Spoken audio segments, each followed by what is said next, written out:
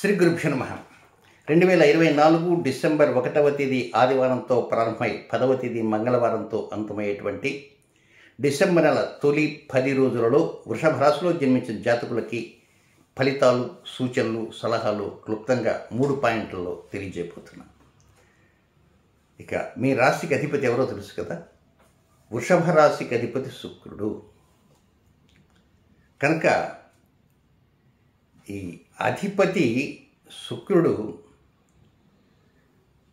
2వ తేదీ మధ్యాహ్నం, అంటే డిసెంబర్ 2వ తేదీ మధ్యాహ్నం 11:57 నుంచి ఆయన మీకు భాగ్యస్థానం, అదృష్ట స్థానంలోకి వచ్చేస్తున్నాడు. వచ్చి ఎప్పటిదాకా ఉంటాడు? డిసెంబర్ 28వ తేదీ రాత్రి 11:40 వరకు ఉంటాడు. అంటే ఈ సమయం అంతా అనుకూలమా అంటే అనుకూలమే, కానీ మధ్య మధ్యలో కొన్ని ఇతర సంఘర్షణలు ఉంటాయి. కనుక ఆ సంఘర్షణ కారణంగా ఒకసారి వ్యతిరేకతలు ఉంటాయి. కనుక మీలో ఆలోచనలు చాలా ఫాస్ట్గా ఉంటుంటాయి, కానీ ఆలోచనలకి బ్రేకులు పట్టడానికి కూడా ఇతర గ్రహ సంచార స్థితిగతులు చాలా ఫాస్ట్గా వర్క్ చేస్తుంటాయి. ఏది ఏమైనా కొంతవరకు ఆలోచించి మనసునంతా కొంచెం మీరు పదిలంగా పెట్టుకుంటూ ఇది ఎంతవరకు మనం చేయాలా, ఎంతవరకు చేయకూడదు, మనసులో చేయాలని ఒక నిర్ణయం తీసుకోవాలని ఉంటుంది, కానీ ఏమిటిలే అని కూడా అనిపిస్తుంటుంది. కానీ ఏది ఏమైనా ఒక్కోసారి మీ నిర్ణయాలకి సరైనటువంటి రీతిలో ముందుకు తీసుకువెళ్ళే విధంగా అవకాశాలు ముందుకు వస్తున్నాయి. కనుక అలాంటి అవకాశాలను ఒడిసి పట్టుకోవడానికి ప్రయత్నం చేయాలి. ఎప్పుడు ఉండే అవకాశాలు కదా అంటే ఒక్కోసారి ఉండొచ్చు, అవకాశం ఎగిరిపోవచ్చు. కనుక వచ్చిన అవకాశాన్ని వినియోగించుకోవడానికి ప్రయత్నం ఉంటూ చేయాలి. ఈ పరంపరలో మొదటి పాయింట్ ఏంటంటే 1వ తేదీ ఉదయం నుంచి 2వ తేదీ మధ్యాహ్నం 3:45 వరకు ఉండేటువంటి సమయం అంతా కూడా చాలా ఆనందంగా గడిచిపోతుంది. మనసారా మాట్లాడేటువంటి వ్యక్తులు కూడా తోడవుతారు. వ్యాపారంలో భాగస్వామి ఉండొచ్చు, జీవిత భాగస్వామి ఉండొచ్చు, ప్రేమికులు ఉండొచ్చు, లేదా ఒక క్రొత్త అంశంలో షేరింగ్గా వేరే వాళ్ళు జాయిన్ కావచ్చు. ఏదైనా కొంత అనురాగము, ఆప్యాయత, దంపతుల మధ్య ప్రేమ ఇవన్నీ కూడా డెవలప్ అవుతుంటాయి. 2వ తేదీ మధ్యాహ్నం 3:45 వరకు మాత్రమే. కరెక్ట్గా 2వ తేదీ మధ్యాహ్నం 11:57 శుక్రుడు వచ్చేస్తాడు. శుక్రుడు వచ్చి ఆ 1వ తేదీ ఆలోచనలకి శుక్రుడు కొంతవరకు మీకు బీజం పోస్తాడు, ఆజ్యం పోస్తాడు. కనుక డెవలప్మెంట్స్ అనేవి ప్రారంభమవుతుంటాయి. సో ఒక విధంగా మొదటి పాయింట్లో దాదాపుగా 60-80% వరకు అనుకూలతలు రావటానికి అక్కడ పునాది అనేది పడుతుంది అని చెప్పక తప్పదు. ఇక నెక్స్ట్ సెకండ్ పాయింట్కి వస్తే 2వ తేదీ మధ్యాహ్నం 3:45 ప్రారంభమై 7వ తేదీ ఉదయం 5:08 వరకు ఇదంతా కూడా చాలా టెన్షన్మయంగా ఉంటుంది. దీన్ని అష్టమ చంద్ర దోషము అంటారు. అష్టమ చంద్ర అంటే మీకు కరెక్ట్గా అష్టమ స్థానంలో చంద్రుడు సంచారం చేసే సమయము. అష్టమ చంద్రం అంటే ప్రతి నెలలో వస్తుంటుంది. మీకు అష్టమ చంద్ర దోషం ఏ టైంలో ఉంటుంది? మూలా నక్షత్రం ఫుల్, పూర్వాషాఢ నక్షత్రం ఫుల్, ఉత్తరాషాఢ నక్షత్రం మొదటి 6 గంటలు ఉండే సమయాన్ని అష్టమ చంద్ర దోషము అంటారు. ఈ టైంలో ఒక్కోసారి మనసంతా కకావికలంగా ఉంటుంది. ఏం చేద్దామన్నా ఏదో బాధ. ఆ బాధ వలన మీ నిర్ణయాలకు ఒకసారి వాయిదా వేసుకుంటారు. మీ యొక్క నిర్ణయాలు వాయిదా వేసిన కారణంగా అది మీకు కొంత మీ అనుకూలతలకి భంగం ఏర్పడ్డ విధంగా ఉంటుంది. కనుక ఏదైనా ఎవరైనా అష్టమచంద్ర దోషంలో ఇష్టదైవాన్ని ప్రార్థన చేసుకుంటూ, పెద్దల్ని గౌరవించుకుంటూ, పెద్దలు చెప్పిన మార్గం ప్రకారం వెళ్తుంటే ఈ అష్టమచంద్ర దోషం యొక్క ప్రభావం తగ్గుతుంది. పరోక్షంగా చెప్పాలంటే మీ మనసే మీకు శత్రువు. పరోక్షంగా చెప్పాలంటే మీ మనసే మీకు శత్రువు, మీ ఆలోచనే మీకు శత్రువుగా ఉంటుంది. కనుక ఆలోచన లేకుండా చేస్తున్నటువంటి పనులు కూడా వ్యతిరేకంగా వస్తుంటాయి. ఇది ఇలా ఉండగా తండ్రి వైపు నుంచి, మేనత్తల నుంచి, చిన్నాన్న నుంచి, పెదనాన్న నుంచి కూడా ఒక్కోసారి వ్యతిరేకతలు వచ్చేటువంటి అవకాశాలు కూడా ఉంటుంటాయి. వ్యతిరేకత అంటే ఏమైనా కలహాలు ఉండవు, కోర్టుకు వెళ్ళటం అలాంటివి ఉండదు. ఒక్కోసారి ఏ చిన్న మాట దగ్గరే పొరపచ్చాలు వచ్చే అవకాశం ఉంది, మనస్పర్ధలు వచ్చే అవకాశం ఉంది. కానీ అది ఎంతవరకు లిమిటెడ్. ప్రతి నెలా వస్తుంటాయి ఇలాంటివి.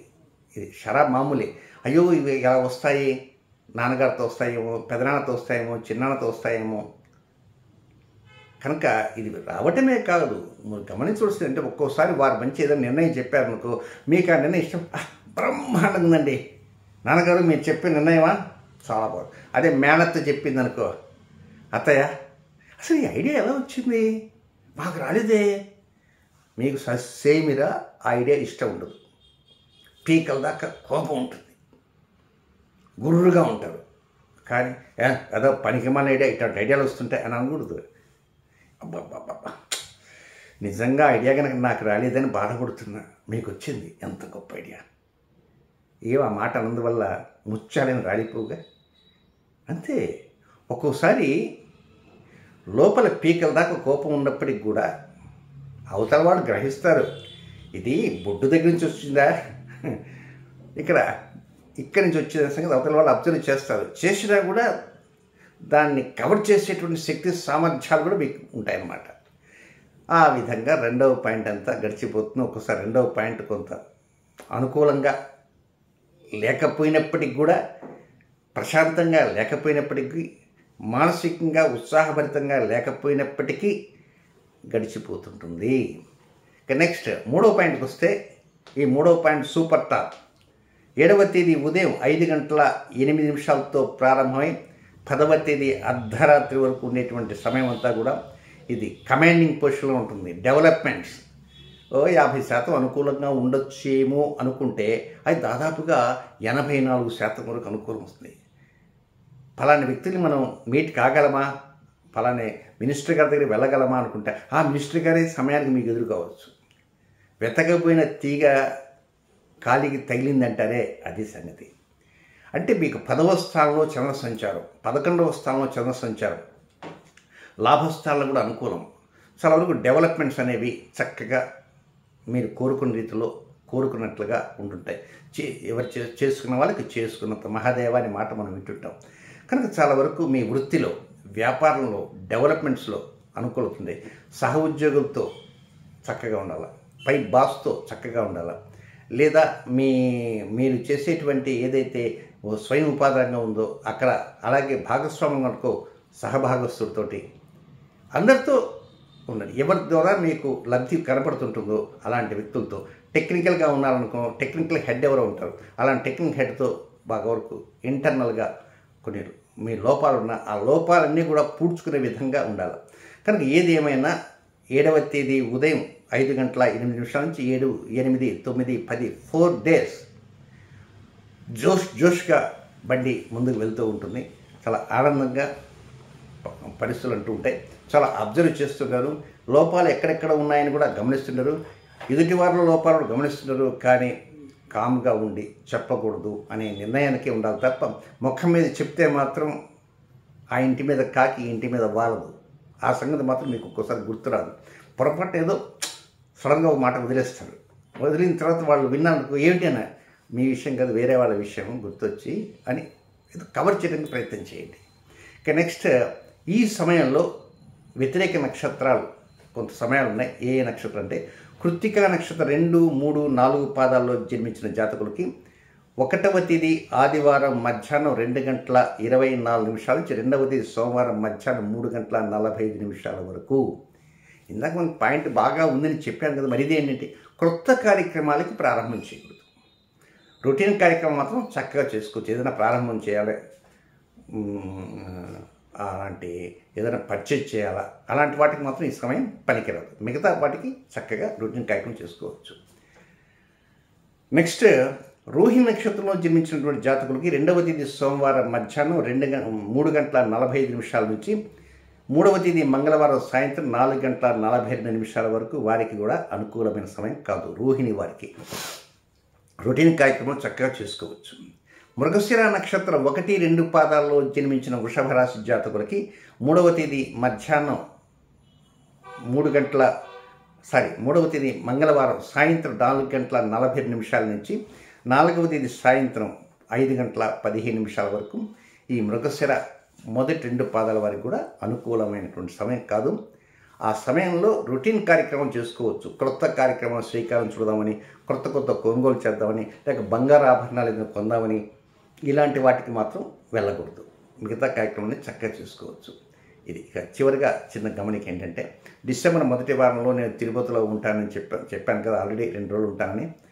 ఆ 2 డేస్ ఫిల్ అయిపోయింది కనుక అక్కడ ఖాళీలు అంటూ లేవు. నేను ఇచ్చే లిమిటెడ్ అపాయింట్మెంట్సే కనుక చాలామంది ఫోర్స్ చేస్తున్నారు. కనుక వారికి మాత్రం తెలియజేసేది ఏమిటంటే, జనవరి మొదటి వారంలో 3 రోజులు ఉంటాను కనుక డిసెంబర్ 20 తారీఖు ఇప్పుడు కాంటాక్ట్ ఇస్తే జనవరి కూడా అయిపోతాయి కనుక లిమిటెడ్ అపాయింట్మెంట్స్ ఇస్తా కనుక కాంటాక్ట్ చేయడానికి ప్రయత్నం చేయవచ్చు ఇప్పటి నుంచే. అలాగే రాజమండ్రిలో డిసెంబర్ నెల 15వ తేదీ నుంచి 30వ తేదీ దాకా అంటే సెకండ్ ఫార్ట్నైట్ 2వ పక్షంలో రాజమండ్రిలో కూడా ఒక 2 డేస్ మాత్రమే ఉంటాను కనుక రాజమండ్రిలో కానీ లేక తిరుపతిలో నెక్స్ట్ మంత్ ఫస్ట్ వీక్ అంటే జనవరి ఫస్ట్ వీక్లో అపాయింట్మెంట్ కావాల్సిన వారు 9348632385 ఫోన్ మరొకసారి చెప్తాను నెంబర్ 9348632385 ఈ నెంబర్కి కాల్ చేయండి. నేను ఎప్పుడు చెప్పను రాశి ఫలితాలు, కానీ ఇప్పుడు చెప్తున్నాను. ఎందుకు చెప్తున్నాను అంటే, చాలామంది మాకు ఫోన్ లిఫ్ట్ కాలేదండి, అదండి ఇదండి అని చెప్పి మా ఆఫీస్ చుట్టూ తిరుగుతుంటే పాప లాక్ చేస్తుంటే ఎదురింటి వాళ్ళు పక్కింటి వాళ్ళు చాలామంది వచ్చిపోతున్నారని అంటుంటే వాళ్ళు ఒక్కసారి అక్కడ రాసి పెట్టేసిపోతారనమాట. మేము హైదరాబాద్ రాలేకపోతున్నామండి. వాళ్ళ బంధువులు కాల్ చేస్తారు. ఆ బంధువు నేరుగా మా ఆఫీస్కి వచ్చేది ఒక పేపర్ రాసి ఆ కిటికీలు కూడా లోపలేస్తారు. మేము రాలేకపోతున్నామండి, మాకు అపాయింట్మెంట్ కానివ్వండి, మాది బెంగళూరు అండి, మాది తమిళనాడు నుంచి రావాలండి, మేము సూళ్ళూరుపేట నుంచి రావాలా కనుక వారి కోసంగా. అలాగే ఇటు కోస్టల్ డిస్ట్రిక్ట్స్ అక్కడ శ్రీకాకుళం, విశాఖపట్నం వాళ్ళకి దగ్గరగా ఉండే విధంగా ఈ నిర్ణయం తీసుకున్నాను. అందుకే ఏంటంటే ఒక్కోసారి మామూలుగా ఎక్కడ వీడియో చెప్తే వినవచ్చు, వినకపోవచ్చు కనుక ప్రతి రాశి ఫలితం తప్పకుండా చూస్తారు కనుక రాశి ఫలితాల్లో చెప్తున్నాను. కనుక అంతకుమించి ఇది మరొక రకంగా ఏదో వ్యాపార ధోరణిలో సాగిస్తున్నాడేమో మాత్రం దయచేసి అనుకోవద్దని తెలియజేస్తున్నాను. శుభం.